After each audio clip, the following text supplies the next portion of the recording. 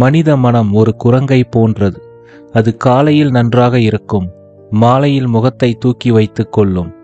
பேசுவதற்கு சரியான ஆள் கிடைக்கவில்லை என்றால் பேயாட்டம் ஆடும். தோல்வி பழக வேண்டும், துரோகிகளை பார்த்து பாடம் கற்க வேண்டும், துன்பத்திலும் சிரிக்கத் தெரிந்திருக்க வேண்டும். இயலாமையினால் வரும் சிரிப்பல்ல, இதுவும் கடந்து போகும் என்ற நம்பிக்கையினால் வரும் சிரிப்புதான் முக்கியம். மனிதராய் பிறந்த அனைவருமே இடுகாடு செல்லும் நேரம் கட்டாயம் வரும். நம்மை கீழே தள்ளிவிட்டவரும் அவருக்கு துணை நின்று நம்மை ஏளனம் செய்தவரும் கண்டிப்பாக அவரவர் மதத்தை சார்ந்த விதிமுறைகளின்படி இடுகாட்டிற்கு அழைத்துச் செல்லப்படுவார்கள்.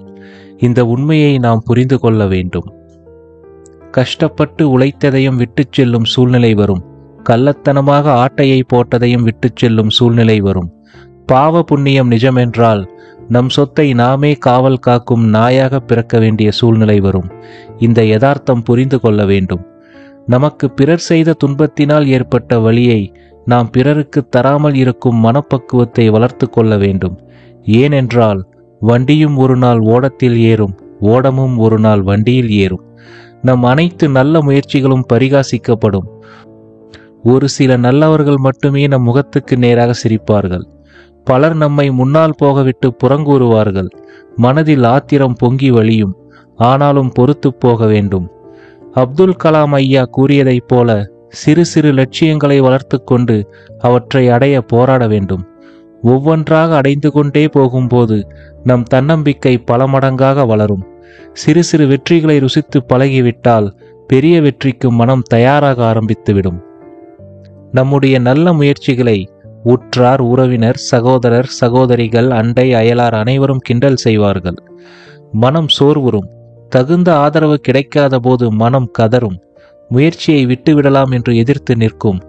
ஆனால் அது போன்ற சமயங்களில் நாம் தான் நம் மனதுடன் பேச வேண்டும்.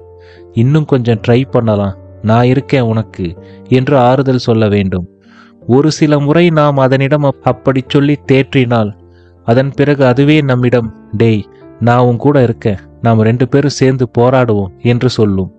நம் மனது நமக்கு ஆறுதல் கூற ஆரம்பித்து விட்டால் பிறகு அந்த இயற்கை நம்முடைய எல்லா முயற்சிக்கும் ஆதரவு அளிக்க ஆரம்பித்துவிடும். கனா திரைப்படத்தில் ஒரு டயலாக் வரும். எனக்கு மிகவும் பிடித்த டயலாக் அது. ஒரு விஷயத்துக்கு ஆசைப்பட்டா மட்டும் போதாது, அடம் பிடிக்க தெரியணும் என்ற டயலாக் அது. உண்மைதான். எத்தனை முறை தோற்றாலும் முயற்சியை கைவிட மாட்டேன் என்கிற வைராகியம் வேண்டும். எழுத்து சித்தர் பாலகுமாரன் கூறுவார், பக்தியை விட தவம் பெரிது, தவத்தை விட வைராகியம் பெரிது என்பார். என்னானாலும் சரி, ஆண்டவனே நேரில் வந்து உனக்கு அந்த பாக்கியதை இல்லை என்று சொன்னாலும் சரி, வைராகியத்தை கைவிடக் கூடாது. கான முயலெய்த அம்பினில் யானை பிழைத்தவேல் ஏந்தல் இனிது. இதையே ஆங்கிலத்தில் better collect the spear that missed an elephant than the arrow that killed a hare என்பார்கள். முயலை கொன்ற அம்பை கையில் வைத்திருப்பதை விட யானையை கொல்ல முயன்று தோற்ற அம்பை கையில் வைத்திருப்பது பெருமையே என்கிற கருத்தை சொல்லும் திருக்குறள் இது.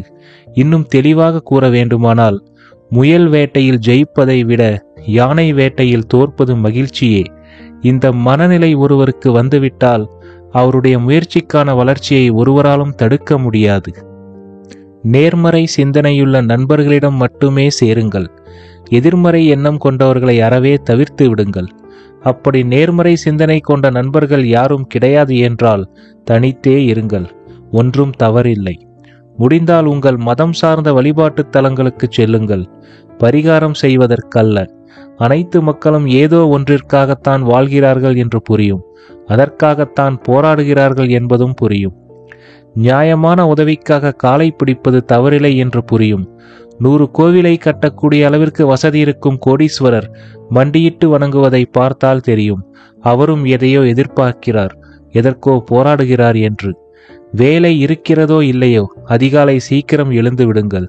சிறிது தூர நடைப்பயிற்சியோ அல்லது உடற்பயிற்சியோ செய்யுங்கள். ஏனென்றால் மனதின் திட்டங்களை செயல்படுத்த உடலின் துணை மிகவும் அவசியம்.